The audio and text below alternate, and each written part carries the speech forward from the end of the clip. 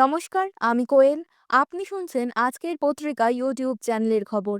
আজ জানাবো পশ্চিমবঙ্গ, দেশ ও বিদেশের সমস্ত তাজা খবর। আপনি যদি আমাদের চ্যানেলে নতুন হয়ে থাকেন তাহলে অবশ্যই চ্যানেলটি সাবস্ক্রাইব করুন।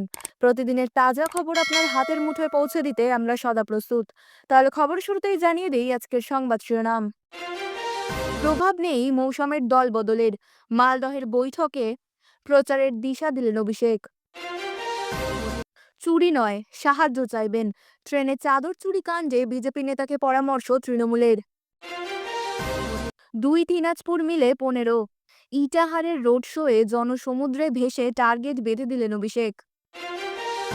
মন্ত্রী কেন, বুথ সভাপতিও হতে চায় না, 24 ঘন্টার মধ্যেই সুরবদল দিলীপের। অমিত শাহকে ঘিরে মানহানির মামলা, 19 জানুয়ারি রাহুল গান্ধীকে তলব করল উত্তরপ্রদেশের আদালত। 26-এর লড়াইয়ের প্রস্তুতিতে বঙ্গ বিজেপির ঘর গোছানো, নতুন রাজ্য কমিটিতে নীতিশ সৌমিত্রদের গুরুত্বপূর্ণ দায়িত্ব। চুরির অভিযোগে উত্তেজিত জনতার হাত থেকে বাঁচতে খালে ঝাঁপ দিয়ে বাংলাদেশে এক হিন্দু যুবকের মৃত্যু। ইন্ডিয়া জোটে ভাঙন, স্ট্যালিনকে ছেড়ে বিজয়ের হাত ধরবেন রাহুল, সবুজ সংকেত হলপতিরও। নদিয়ার ধুবুলিয়াতে ভয়াবহ দুর্ঘটনা, 2টি বাসের সংঘর্ষে তছনছ, মৃত 3, আহত বহু। কনকনে ঠান্ডায় কাঁপছে গোটা বাংলা, শিলিগুড়িকে ছাপিয়ে গেল দমদম, কোথায় কত নেমেছে পারদ, জানুন বিস্তারিত। এতক্ষণ শুনছিলেন সংবাদ শিরোনাম, এবার জানাবো বিস্তারিত খবর। সাধারণ মানুষের সঙ্গে জনসংযোগের পাশাপাশি দলীয় কর্মীদের সঙ্গে বৈঠকের মধ্যে দিয়ে নির্বাচনের প্রস্তুতি সারছেন তৃণমূলের সর্বভারতীয় সাধারণ সম্পাদক অভিষেক বন্দ্যোপাধ্যায়। মালদহের দলীয় কর্মীদের সঙ্গে বৈঠকে কংগ্রেস ও বিজেপির সঙ্গে একযোগে কিভাবে মাঠে নামতে হবে তা স্পষ্ট করে দিলেন অভিষেক। মালদহের তৃণমূল নেতৃত্ব সেনাপতিকে আশ্বাস দেন, মৌসম বেনজির নূরের দলবদল মালদহের রাজনীতিতে কোনো প্রভাব ফেলবে না। অভিষেক নিজে আবারও যাবেন মালদহে, তার প্রস্তুতির নির্দেশও দেন তিনি। বুধবার উত্তর দিনাজপুর থেকে মালদহে পৌঁছন অভিষেক বন্দ্যোপাধ্যায়। সেখানে দলীয় বৈঠকে উপস্থিত ছিলেন বিধায়ক আব্দুর রহিম বকশী, সমর মুখোপাধ্যায়, প্রসূন বন্দ্যোপাধ্যায়, রাজ্য সাধারণ সম্পাদক কৃষ্ণেন্দু নারায়ণ চৌধুরী, জেলা সভাপতি চৈতালি সরকার, যুব তৃণমূল সভাপতি প্রসেনজিৎ দাস, জেলা পরিষদ সভাপতি লিপিকা দাস প্রমুখ। সেই বৈঠকেই অভিষেকের স্পষ্ট নির্দেশ, দলের মধ্যে কোনো ঝামেলা নয়, সকলকে একসঙ্গে কাজ করতে হবে। সম্প্রতি সাংসদ মৌসম বেনজির নূর কংগ্রেসে ফিরে যাওয়ায় নতুন করে অক্সিজেন পাচ্ছে কংগ্রেস। কংগ্রেসের তরফে এমন প্রচারও চালানো হচ্ছে। ফলে মালদহ জেলায় কংগ্রেস ও বিজেপি দুই দলের বিরুদ্ধে একযোগে লড়াই তৃণমূলের। সেই লড়াইয়ের জন্য এলাকায় বিজেপি ও কংগ্রেসের পাল্টা সভা করতে হবে। সেই সভায় তুলে ধরতে হবে বিজেপি ও কংগ্রেসের সেটিংয়ের তত্ত্ব। অভিষেক নিজে একাধিক জায়গায় কংগ্রেসের নীতির সমালোচনায় সরব হয়েছেন সম্প্রতি সময়ে। এবার মালদহের নেতৃত্বকে সেই সুর বেঁধে দিলেন অভিষেক। বৃহস্পতিবার মালদহে জনসভা করবেন অভিষেক বন্দ্যোপাধ্যায়। তার আগেই বুধবার জেলা নেতৃত্বের সঙ্গে বৈঠক করেন তিনি। সেখানে এসআইআর-এর কাজ শেষ পর্যন্ত ঢিলেমি হয়েছে বলেও অভিযোগ করেন অভিষেক। সেই সঙ্গে আগামী 10ই ফেব্রুয়ারির মধ্যে তিনি আবার মালদহে আসবেন, তার প্রস্তুতি নেওয়ারও নির্দেশ দেন। ট্রেনে চাদর চুরি কাণ্ডে নাম জড়ানো বিজেপি নেতার বাড়িতে তৃণমূল নেতৃত্ব। বুধবার চুঁচুড়ার ধরমপুর গঙ্গাতলার বাসিন্দা বিজেপি নেতার বাড়িতে যান শ্রীরামপুর যুব তৃণমূল সভানেত্রী প্রিয়াঙ্কা অধিকারী। বারবার ডাকাডাকি করলেও বিজেপি নেতার বাড়ি থেকে বেরোননি কেউ। একটি কম্বলে চিঠি লিখে তার বাড়ির দরজায় ঝুলিয়ে দেওয়া হয়। চিঠিতে লেখা রয়েছে, হুগলি জেলা তৃণমূল যুব কংগ্রেসের পক্ষ থেকে বিজেপি নেতা যাকে ট্রেনে কম্বল চুরি করতে দেখা গিয়েছে তার বাড়িতে কম্বল দিয়ে গেলাম। আমাদের নেত্রী মমতা বন্দ্যোপাধ্যায় ও সেনাপতি অভিষেক বন্দ্যোপাধ্যায় শিক্ষা দিয়েছেন দলমত নির্বিশেষে যাদের প্রয়োজন তাদের পাশে দাঁড়াতে। আমাদের মনে হয়েছে মৃন্ময় মজুমদারের শীতবস্ত্রের প্রয়োজন আছে, তাই আমরা কম্বলটি বিনম্রভাবে প্রদান করলাম। দাদা চুরি না করে সাহায্য চাইবেন। অভিযুক্ত ওই বিজেপি নেতা মৃন্ময় মজুমদার হুগলির বিজেপির লিগ্যাল সেলের নেতা, পেশায় একজন আইনজীবীও। জানা গিয়েছে ট্রেনে চেপে সিউড়ি আদালতে যাচ্ছিলেন ওই বিজেপি নেতা। সেই সময়ের একটি ভিডিও ভাইরাল হয়েছে সমাজ মাধ্যমে। যদিও ভাইরাল হওয়া ভিডিওর সত্যতা যাচাই করেনি সংবাদ প্রতিদিন ডিজিটাল। ভিডিওতে এসি কোচের দায়িত্বে থাকা একজন অ্যাটেন্ডেন্টকে মৃন্ময় মজুমদারের উদ্দেশ্যে বলতে শোনা যাচ্ছে, আপনি টিকিট কেটেছেন মানে এই নয় চাদরটা ব্যাগে ভরে নিতে পারেন। এরপরই মৃন্ময় মজুমদারকে সরি সরি বলতে শোনা যাচ্ছে। বিজেপি নেতার এহেন কর্মকাণ্ডে রীতিমতো অবাক ট্রেনের অন্যান্য যাত্রীরাও। ভাইরাল ভিডিওতে অনেককেই ঘটনার প্রতিবাদ করতেও শোনা যাচ্ছে। আর সেই ভিডিও শেয়ার করে বিজেপিকে কটাক্ষ ছুড়ে দিয়েছে শাসক দল। বিজেপিকে ট্যাগ করে সমাজ মাধ্যমে তৃণমূল লিখেছে, একদিকে মোদি আর একদিকে শুভেন্দুর ছবি, অন্যদিকে চুরি। এটাই বিজেপির রাজনীতি। শুধু তাই নয়, তৃণমূলের আরও বক্তব্য, বিজেপির তথাকথিত সংস্কার চাপা পড়ে গেল ট্রেনের কামরায়।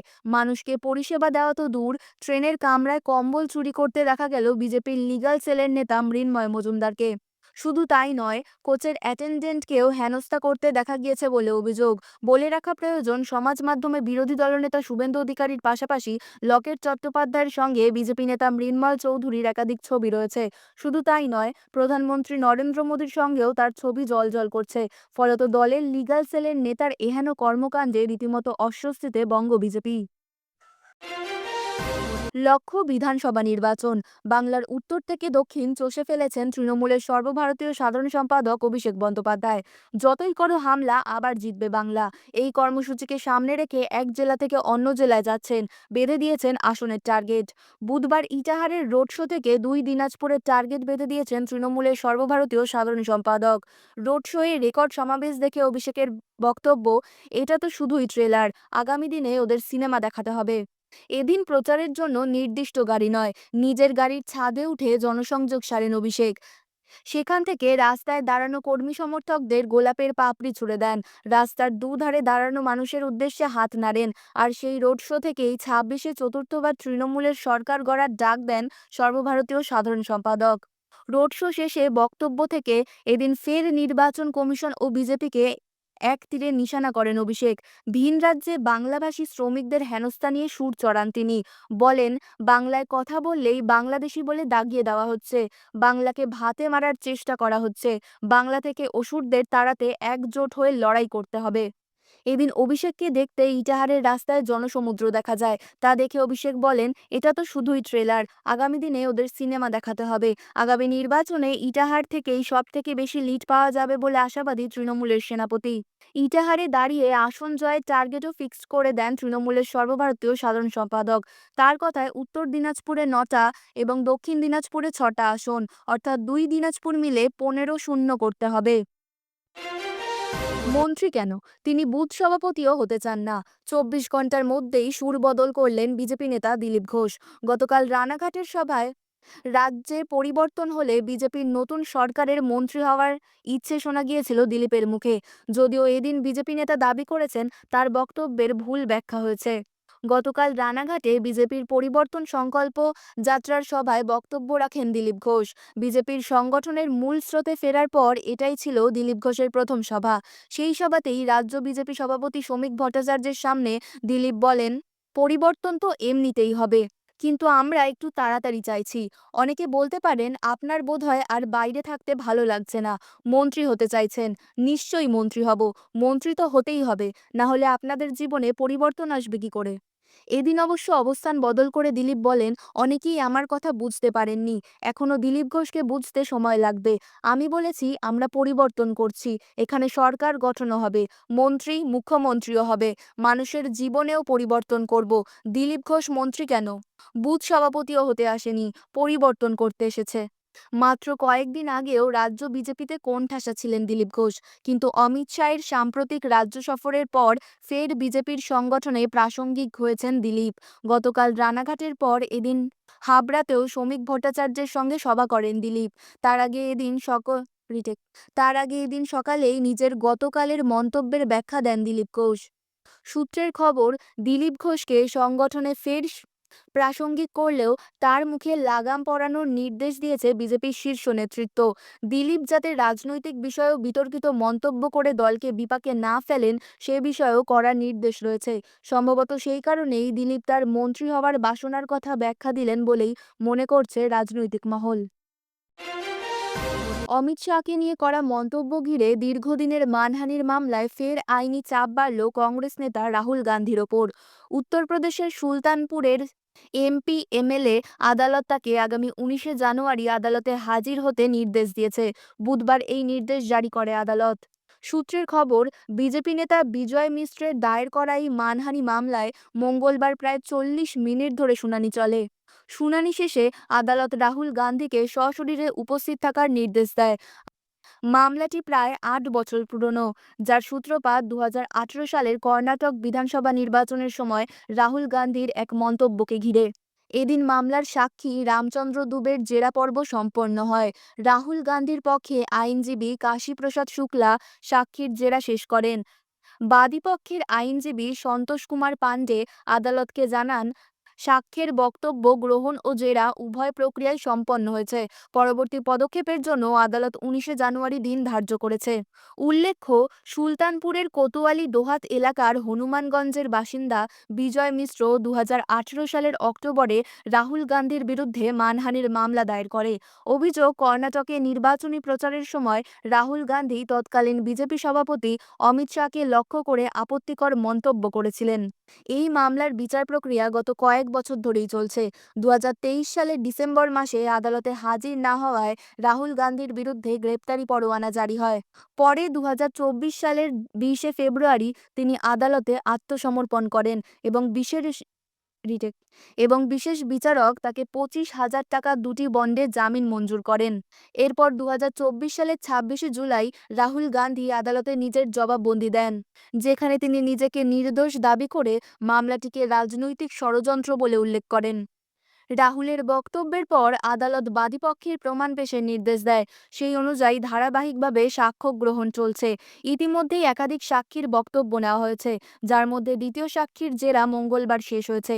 প্রসঙ্গত, 2018 সালের নির্বাচনী প্রচারে রাহুল গান্ধী বলেছিলেন, যে দল সততার কথা বলে সেই দলের সভাপতি খুনের মামলায় অভিযুক্ত। এই বক্তব্যকেই মানহানিকর বলে দাবি করে 2018 সালের 4ই আগস্ট সুলতানপুরের বিজেপি নেতা বিজয় মিশ্র আদালতের দ্বারস্থ হন। 7 বছর পরেও সেই মামলাই ফের রাজনৈতিক ও আইনি মহলে আলোচনার কেন্দ্র। আবহাওয়া এখন একেবারেই রোমহর্ষক। রাজ্যের অধিকাংশ জেলায় শীতের দাপট হুড়মুড়িয়ে নেমেছে। হাড় কাঁপানো ঠান্ডায় কাঁপছে মানুষ।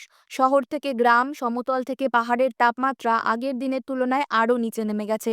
আবহাওয়া অফিস জানিয়েছে যে আগামী 3 দিন রাজ্যে রাতের তাপমাত্রার হেরফের হওয়ার কোনো সম্ভাবনাই নেই। গত কয়েকদিনে দক্ষিণবঙ্গের আবহাওয়া ছন্নছাড়া শীতের সঙ্গে লড়াই করে চলেছে।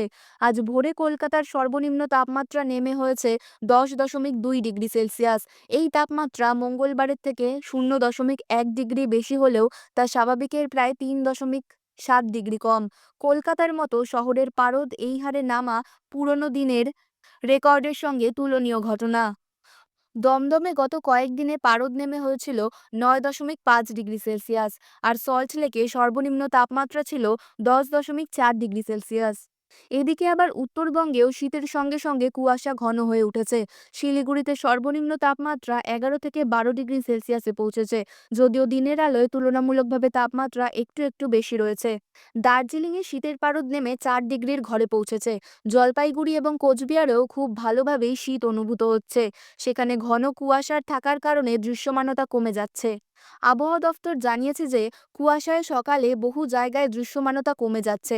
উত্তরবঙ্গ থেকে দক্ষিণবঙ্গ পর্যন্ত ঘন কুয়াশা এখনো বজায় রয়েছে। এই কারণে যানজট এবং যাতায়াত দেরি হচ্ছে। মানুষজন অসুবিধায় পড়ছেন। পশ্চিমবঙ্গের কিছু জেলায় তাপমাত্রা স্বাভাবিকের তুলনায় অনেক নিচে নেমে চলেছে। খবর আজকের মতন এই পর্যন্তই। পরবর্তী খবর শোনার জন্য সাবস্ক্রাইব করুন আজকের পত্রিকা ইউটিউব চ্যানেলটিকে। সুস্থ থাকুন, ভালো থাকুন। ধন্যবাদ।